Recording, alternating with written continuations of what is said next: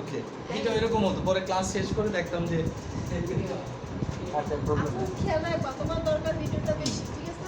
তুমিও তো সামনে আছো। আচ্ছা দেখেন, তাহলে আমরা আজকে পড়বো ব্লাড গ্রুপিং এবং রক্ত কিভাবে জমাট বাঁধে। সিম্পল দুইটা প্রসিডিউর, অনেক প্রসিডিউর জটিল, বাট আমরা পড়াবো কি একেবারে সিম্পল করে বোঝার উপযোগী করে, ঠিক আছে? বাট এতটা সহজ এই প্রক্রিয়াটা না, আগেই বলে দিচ্ছি জিনিসগুলো, ঠিক আছে? প্রশ্ন দুইটা লেখেন। Define blood, define clotting factor. Clotting factor.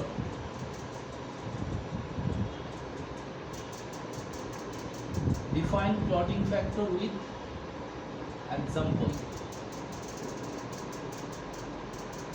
ঠিক আছে, define clotting factor with example. Clotting factor কাকে বলে? Clotting factor গুলোর কি example? Number 2. Define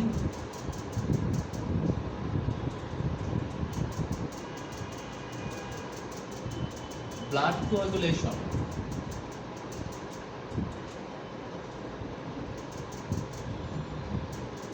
States of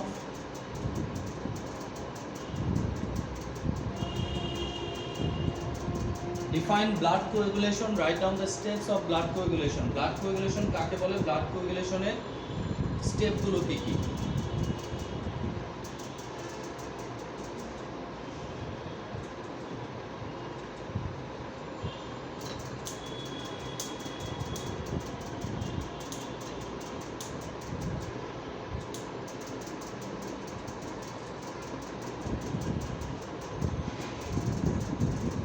clear এটা? নাম্বার 3 উপরটা হইছে তো? নাম্বার 3 হাউ ব্লাড, আচ্ছা how you will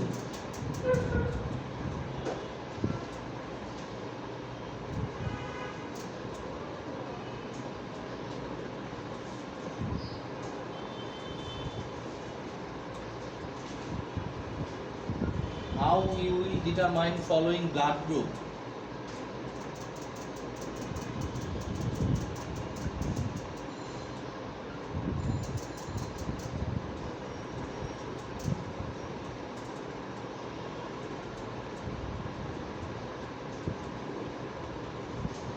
How you will determine following blood group.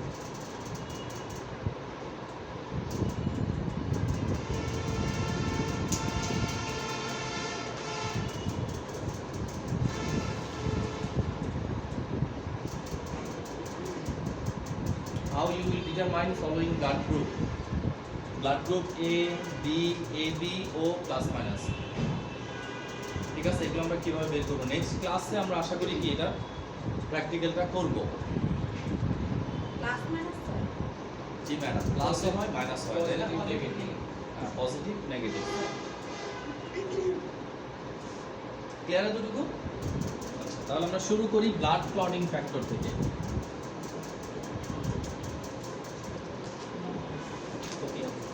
তাহলে ক্লটিং ফ্যাক্টর মানে হচ্ছে জমাট বাঁধার প্রক্রিয়া, তাই না? জমাট বাঁধার উপাদান। তাহলে ক্লটিং মানে কি? জমাট বাঁধা। কোয়াগুলেশন মানে কি? জমাট বাঁধা। তাহলে আমাদের শরীরে রক্ত জমাট বাঁধে কিভাবে? রক্ত জমাট বাঁধে কোথায়? এটা ইম্পর্টেন্ট বিষয়। রক্ত জমাট বাঁধাতে সাহায্য করে কে ম্যাডাম বলেন? Very good. Platelet normal count কত?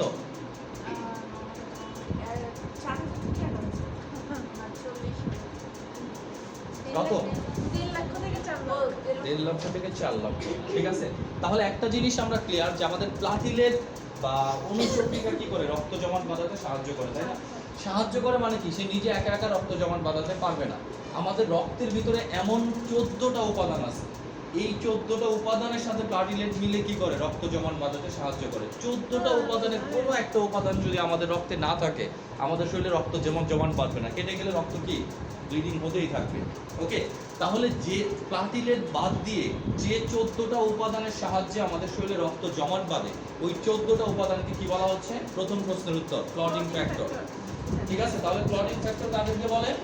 প্লাটিলেট বাদ দিয়ে যে সকল দেখেন যে সকল ফ্যাক্টর বহু উপাদান সম্মিলিতভাবে রক্ত জমাট বাঁধতে সাহায্য করে তাদেরকে ক্লটিং ফ্যাক্টর বলা হয়।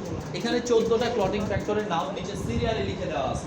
বাট আমরা 14টা ফ্যাক্টরের নাম মুখস্থ আপাতত করছি না, আপাতত কি যে ফ্যাক্টরগুলো দিয়ে আমরা কি রক্ত জমাট বাঁধাবো, ঠিক আছে, সহজভাবে সেই ফ্যাক্টরগুলো শুধু মুখস্থ করবো। কয়টা মুখস্থ করবো তাহলে? এক্সাম্পল হিসাবে দিবেন 1 নাম্বার ফ্যাক্টর, হ্যাঁ ফিব্রিনোজেন, 2 নাম্বার ফ্যাক্টর প্রথম বিন, 3 নাম্বার ফ্যাক্টর হ্যাঁ tissue thromboplastin, 4 number factor calcium, 8 number factor anti haemophilic factor, 13 number factor fibrin stabilising factor, 14 number factor হ্যাঁ প্রথম বিন অ্যাক্টিভেটর ফ্যাক্টর।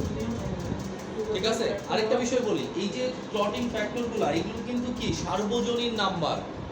যেমন 8 নাম্বারটা শুধুমাত্র কি 8 নাম্বারই হবে, সেটা 1 এ দেন, 2 এ দেন, 3 এ দেন।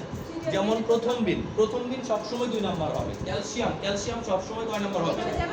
4 নাম্বার। হ্যাঁ, তার মানে কি আমি যদি 4 নাম্বার ফ্যাক্টর লিখে দেই তাহলে এটা কি বোঝাবে? ক্যালসিয়াম বোঝাবে। হ্যাঁ, নাম্বার উল্টাপাল্টা করলেই সমস্যা। হ্যাঁ, এই 8টা এক্সাম্পল হিসেবে যখন আপনি 8টা দিবেন না, 1 2 3 4 5 লেখা যাবে না, কিন্তু কি লিখতে হবে? 8 তারপর 13 14 লিখতে হবে। ঠিক আছে, আপনি যদি সিরিয়ালি লেখেন 1 2 3 4 5 6 7 8 তাহলে কিন্তু ডাবল হবে না, তাই এর সংকেত এইটা সার্বজনীন নাম্বার। বিশেষ করে কি আবার দেখেন নার্ভ আছে কিছু, তাই না? নার্ভগুলোর নাম্বার, অপটিক নার্ভ সবসময় 1 number, 2 number, olfactory 1 number nerve. ঠিক আছে, এগুলো যখন তারা আবিষ্কার করছে তখন সুবিধার জন্য যেন বারবার বলতে না হয় অপটিক নার্ভ, বারবার বলতে না হয় অলফ্যাক্টরি, বললেই হয় 1 নাম্বার নার্ভ। ঠিক আছে, বারবার নার্ভের নাম বলার দরকার হয় না যদি নাম্বারগুলোকে ফিক্সড করে দেই। আর নাম্বার যদি ফিক্স না থাকে আমি যখন তখন, যেমন আমি যদি বলি অ্যালবিউমিন, গ্লোবিউলিন, প্রথম বিন, ফিব্রিনোজেন, যদি এই 4টার আমি নাম্বার ফিক্স করে দিতাম তাহলে কিন্তু আমি কি অ্যালবিউমিন 1 নাম্বার যদি থাকে তাহলে 1 বললেই হয়ে যেত, অ্যালবিউমিন বলার দরকার ছিল না। আসেন তাড়াতাড়ি।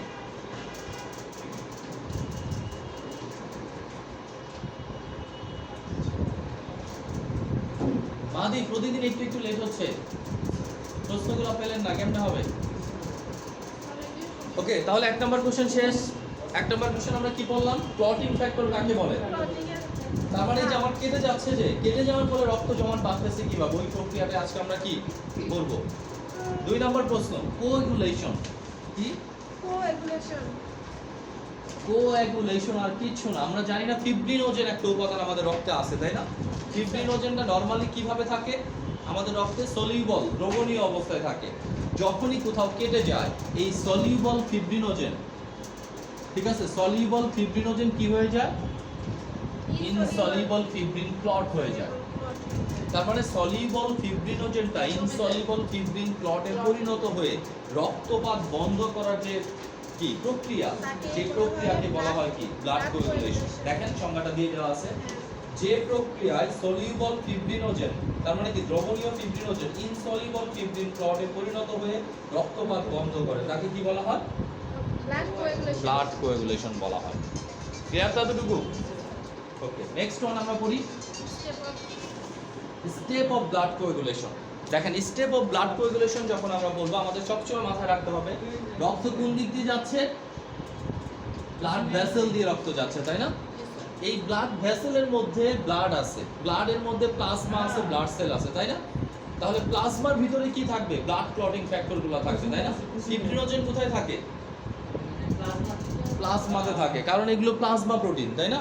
প্রথম বিন কোথায় থাকে? প্লাজমাতে থাকে। ঠিক আছে, আর আমরা যদি বলি ব্লাড সেল, ব্লাড সেলগুলো কি আলাদা? কয়টা সেল আছে আমাদের ব্লাডে? মাহাদির, ব্লাড সেলগুলোর নাম বলেন তো। যে কোনো 3টা সেলের নাম বলেন, আপনার শরীরের যে কোনো 3টা সেলের নাম বলেন। জান,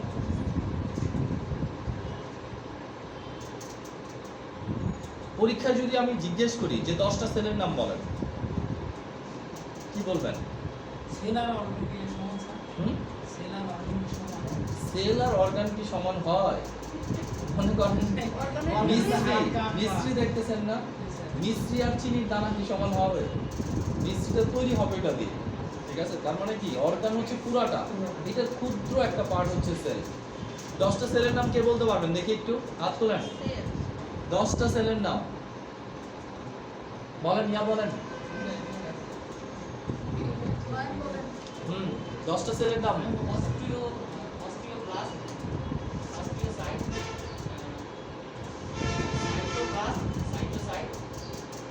সাইটোপ্লাস্ট সাইটোসাইট কোথায় আসছে?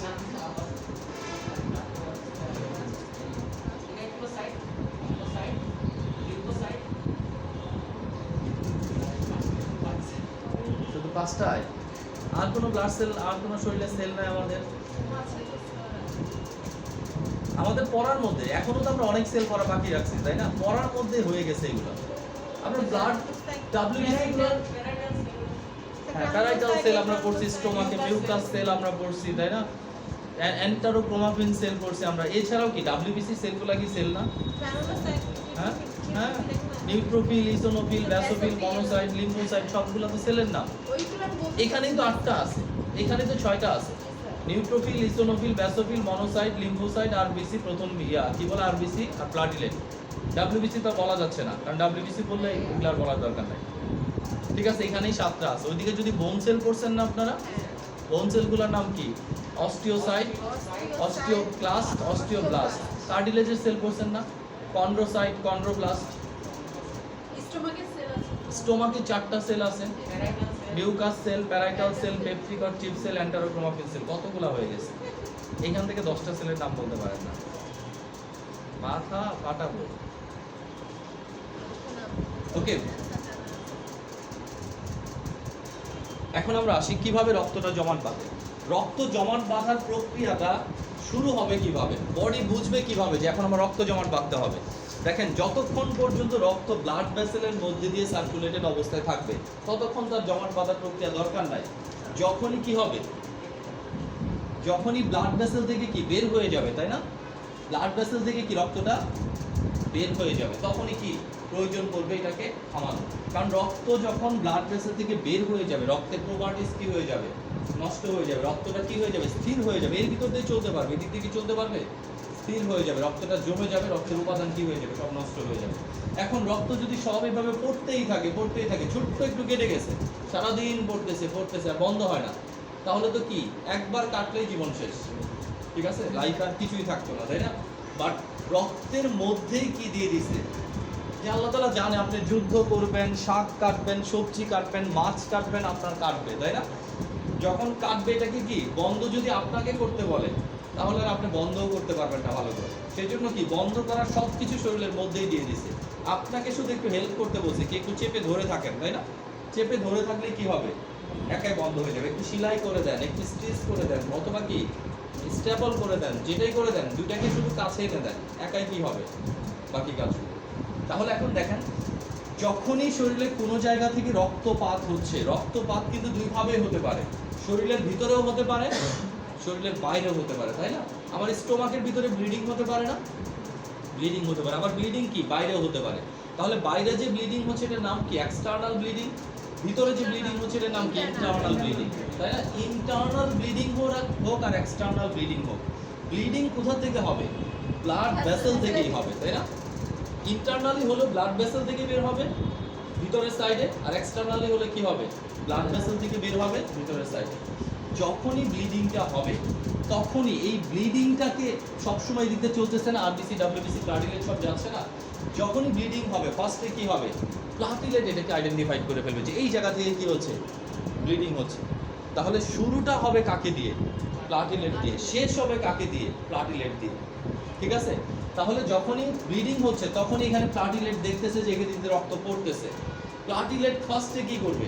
এই রক্ত পড়া বন্ধের প্রসিডিউরটাকে, সুইচটাকে টিপতে দিবে। এটা একটা সম্পূর্ণ মেকানিজম, মেশিন তৈরি। ঠিক আছে, আপনারা দেখছেন না চাল ভাঙায়, ধান ভাঙায়, মেশিন টিশিন সব কি অটোমেটিক রেডি করা, শুধুমাত্র সুইচটা দিলেই কি হবে?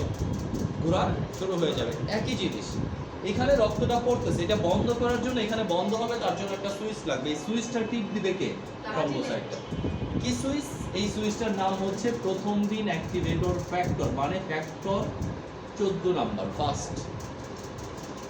ঠিক আছে, নাম্বার এটা সবার পেছনে, বাট কি অ্যাক্টিভিটি প্রথমে কাজ করবে। ঠিক আছে, তাহলে প্রথম অ্যাক্টিভ হবে কোনটা? প্রথম দিন অ্যাক্টিভেটর ফ্যাক্টর। নামটা দেখেন, নাম কি? প্রথম দিন অ্যাক্টিভেটর ফ্যাক্টর, অথবা এটার আরেকটা নাম আছে থ্রম্বোকাইনেস, তাই না? থ্রম্বোকাইনেস, থ্রম্বোকাইনেস আমি দেখি নাই কখনো বানানো। থ্রম্বোকাইনেস, THROMBO হবে, হ্যাঁ, থ্রম্বোকাইনেস। আয়ন কে ও করে দেন, টোটাল আয়ন কে ও করে দেন, থ্রম্বোকাইনেস। ওকে, এইটুকু তো ক্লিয়ার যে প্রথম স্টিমুলেশন কি হলো, থ্রম্বোকাইনেস। তাহলে ফার্স্ট স্টেপ আমরা এটা বলতে পারি না, স্টেপ 1 এ কি হচ্ছে, স্টেপ 1 এ এক্সটার্নাল অথবা কি ইন্টারনাল ব্লিডিং এর কারণে কে অ্যাক্টিভেট হচ্ছে, প্রথমবিন অ্যাক্টিভেটর ফ্যাক্টর অথবা থ্রম্বোকাইনেস। এটা হচ্ছে ফার্স্ট স্টেপ। কে করতেছে তাকে অ্যাক্টিভেট, প্লাটিলেট। ঠিক আছে, তাহলে দেখেন প্লাটিলেট প্রথমবিন অ্যাক্টিভেটর ফ্যাক্টরকে কি করে দিল, বন্ধ না, অ্যাক্টিভ করে দিল। ঠিক আছে, এখন সে অ্যাক্টিভ, সে অ্যাক্টিভ হয়ে কি হবে, তার নাম কি, প্রথমবিন অ্যাক্টিভেটর ফ্যাক্টর। তাহলে সে এমন একটা ফ্যাক্টর যে ফ্যাক্টরকে আরেকটা ইনঅ্যাক্টিভ মানে ঘুমায় আছে, ঘুম থেকে তুলতে হবে এখন এদের সবাইকে। তার প্রথমে ঘুম থেকে তুললো কে, প্রথমবিন অ্যাক্টিভেট ফ্যাক্টরকে, কে তুললো, প্লাটিলেট।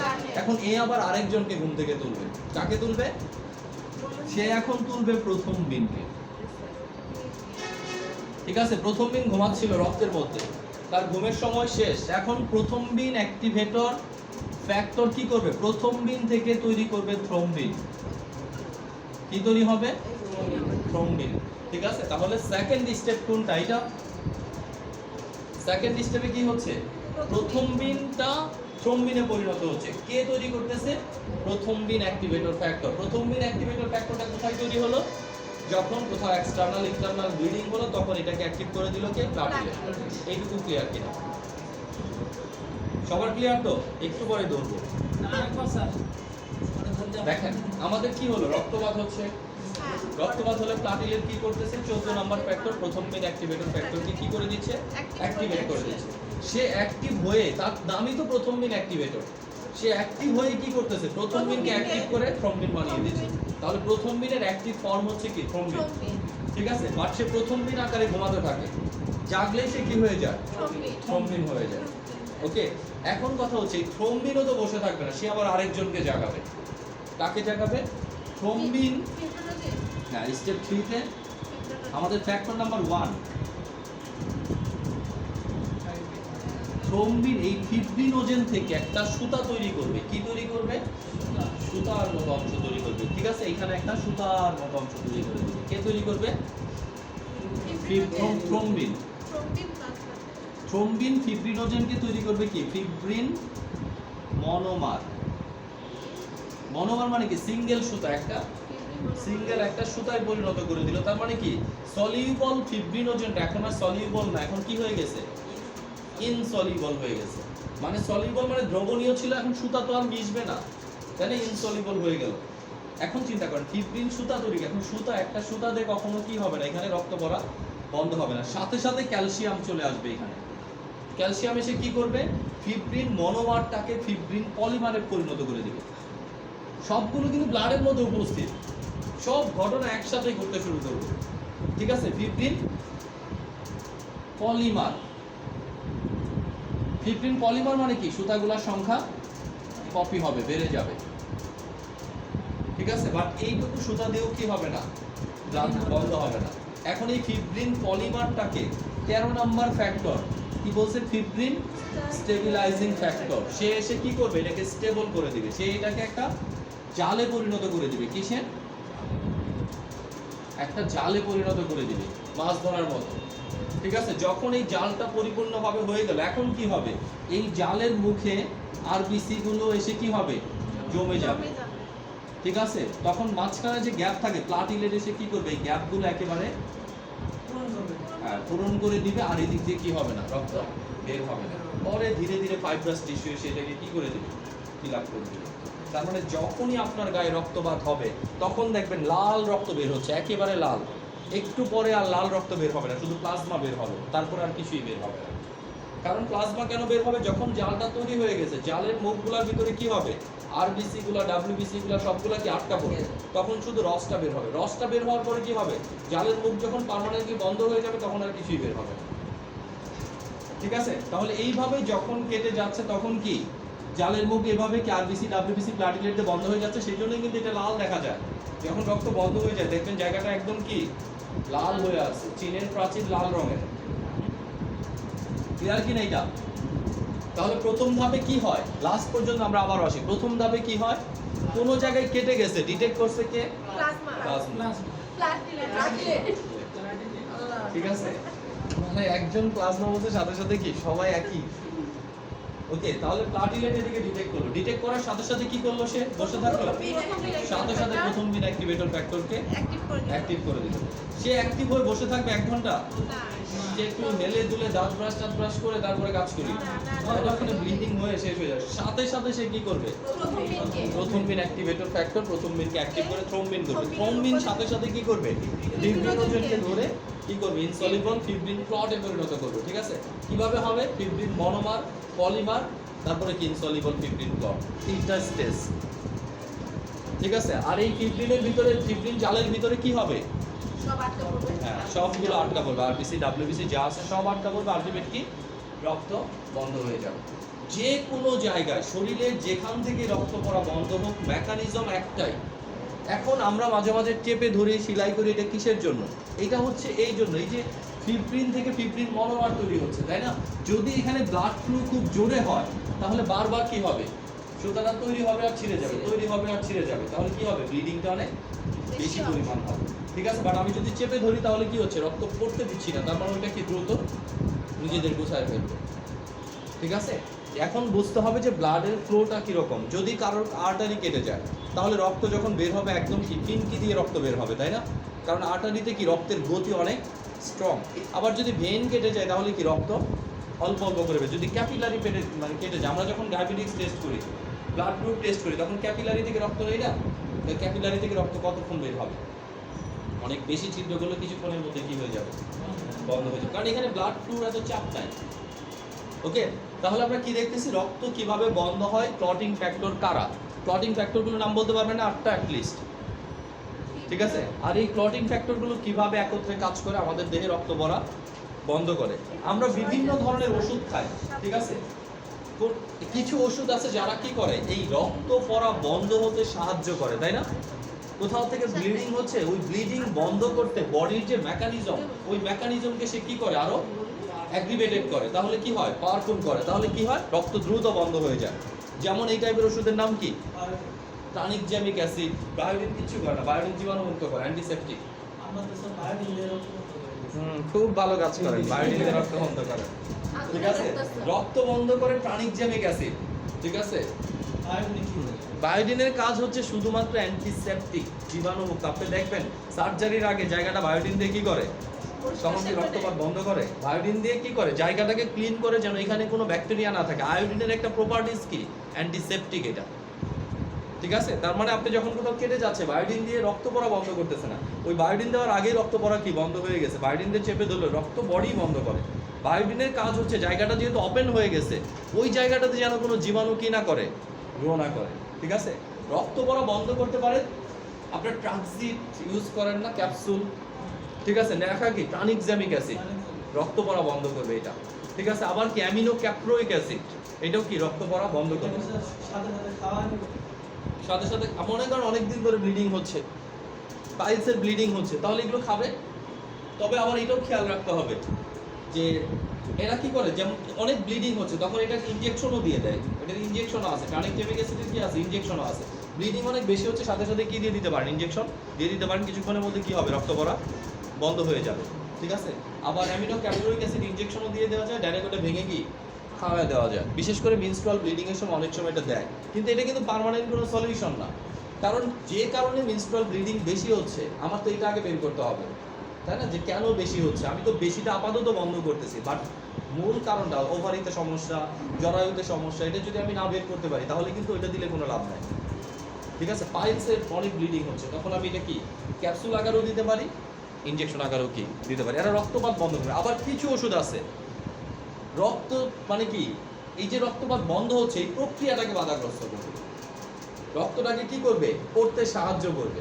যেমন আপনি যদি অ্যাসপিরিন খান, অ্যাসপিরিন কি করবে, রক্ত তরল করে দিবে, রক্তটা কি হবে, এই প্রক্রিয়াটা স্লো হয়ে যাবে, তাই না? অ্যাসপিরিন যদি খান, ক্লপিডোগ্রাল খায় না হার্টের রোগীরা, ক্লপিডেস, এই ক্লপিডোগ্রাল কি করে, ক্লপিডলটা রক্তটাকে তরল করে। তার মানে কি, যার পাইলস আছে তারে যদি আপনি বুঝে শুনে ক্লপিড এয়াস দিয়ে দেন, মাশাআল্লাহ বাথরুমে যে আর বেরিয়ে হতে পারবে না, ঠিক আছে, প্যান্ট ভিজে যাবে রক্তে। আবার চিন্তা করেন আরো কিছু ড্রাগ আছে, যেমন হ্যাপারিন, ওয়ারফেরিন, ঠিক আছে, তারপরে ক্যানোক্সাপিন সোডিয়াম, দেখবেন যাদের কার্ডিয়াক ব্লক আছে তাদের কি নাভির চারপাশ দিয়ে দিচ্ছে, ঠিক আছে। এই টাইপের ওষুধগুলোও কি করে, এই কোয়াগুলেশন আর অ্যান্টি কোয়াগুল্যান্ট, তার মানে কি কোয়াগুলেশন প্রক্রিয়াটাকে মানে বাধাগ্রস্ত করে, ঠিক আছে। এটা কিসের জন্য করে, যেহেতু হাড়ের ভিতর ক্লট হয়ে গেছে, জমে গেছে, ওইটাকে কি করার জন্য, পরিষ্কার করার জন্য, ঠিক আছে। তাহলে কোন ওষুধ কোন জায়গায় কাজ করবে এটা সবসময় কি রাখতে হবে, মাথায় রাখতে হবে, ওকে। এবং যখনই আপনি কখনো কাউকে রক্তপাত হয় এরকম টাইপের ওষুধ দিবেন, সাথে সাথে রোগীর ব্লিডিং রিলেটেড কোনো ডিসঅর্ডার আছে কিনা এটা আপনাকে আগে থেকেই কি করতে হবে, জেনে নিতে হবে, তা না হলে বিশাল ঝামেলা হয়ে যাবে। এটা তো clear? Next one and last one,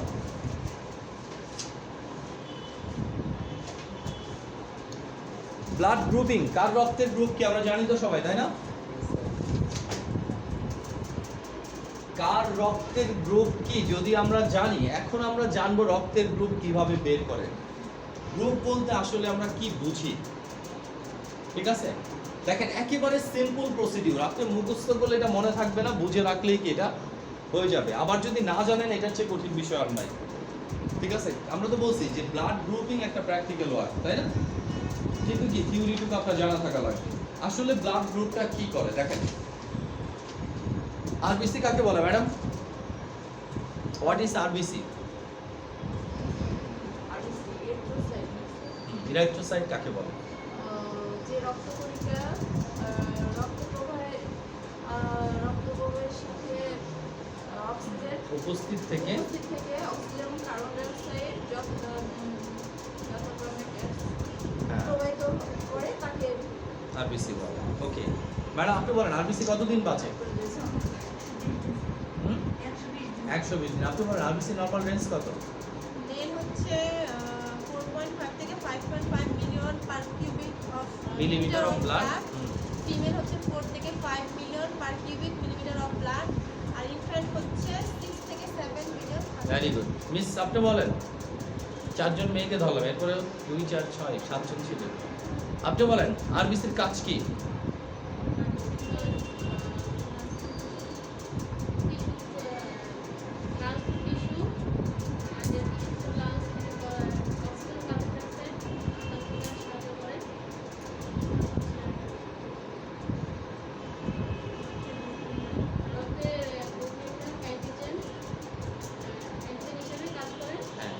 দেখেন আমাদের মূল উদ্দেশ্য ছিল আপনি এই পর্যন্ত আসেন যে রক্তের গ্রুপ নির্ণায়ক অ্যান্টিজেনগুলো কোথায় থাকে, আরবিসিতে। আরবিসিতে থাকে, ঠিক আছে। তাহলে এইটা আমার আরবিসি, তাই না, এটা আমার আরবিসি, এটা আমার আরবিসি, এটা আমার আরবিসি, এটা আমার আরবিসি। রক্তের গ্রুপ নির্ণায়ক অ্যান্টিজেনগুলো কোথায় থাকে, আরবিসি থাকে। রক্তের গ্রুপ নির্ণায়ক অ্যান্টিজেন মাত্র 2টা, কি কি? অ্যান্টিজেন এ, ঠিক আছে, ধরেন এটা এরকম, আরেকটা হচ্ছে কি অ্যান্টিজেন বি, ধরেন এটা এরকম, ওকে। তাহলে রক্তের গ্রুপ নির্ণয়ের জন্য অ্যান্টিজেন কয়টা আছে? 2টা আছে। এই অ্যান্টিজেন 2টা এক একজনের শরীরে এক একটা থাকে। দেখেন এই ব্যক্তি যার রক্তের অ্যান্টিজেন কি এ, অ্যান্টিজেন কি আছে, এ আছে। যার রক্তের আরবিসিতে অ্যান্টিজেন এ আছে তার রক্তের গ্রুপ কি হবে, এ গ্রুপ, ঠিক আছে। তাহলে অ্যান্টিজেন এ থাকার কারণে এই ব্যক্তির গ্রুপ কি হবে, এ। আবার আরেকজন ব্যক্তি যার রক্তের অ্যান্টিজেন কি আছে, বি আছে, তাহলে এই ব্যক্তির রক্তের গ্রুপ কি হবে, বি হবে। আরেকজন ব্যক্তি যার রক্তে কি আছে, অ্যান্টিজেন এও আছে, অ্যান্টিজেন কি আছে, বিও আছে, তাহলে এই ব্যক্তির রক্তের গ্রুপ কি হবে, এবি হবে। আরেকজন ব্যক্তি আছে যার কি ডাবল জিরো, ঠিক আছে, কিছুই নাই, অ্যান্টিজেন এও নাই, অ্যান্টিজেন বিও নাই, তার মানে তার রক্তের গ্রুপ কি হবে, 0।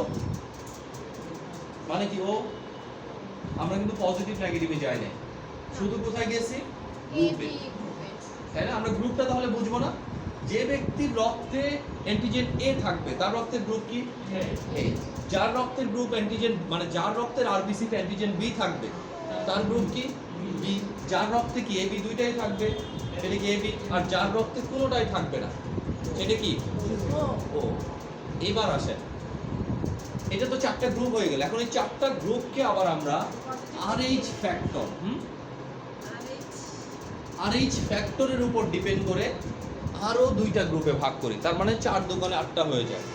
কি ভাগ করি? পজিটিভ না নেগেটিভ। RH ফ্যাক্টরটা কি?